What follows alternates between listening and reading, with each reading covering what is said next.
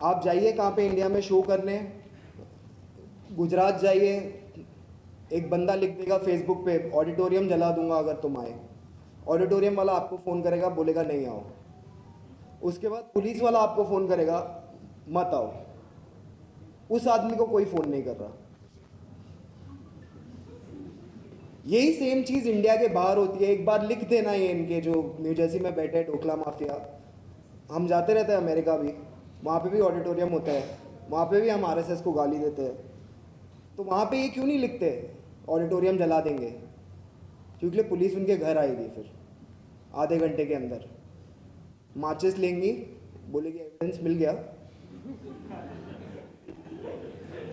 अब बैठो अंदर 2-3 साल, सोचना क्यों बोला ये पुलिसिंग होती है। कॉन्स्पिरेसी हो गई, आप बैठे रहे, राइट हो गया, आप बैठे रहे। जो भी लोग थे उनको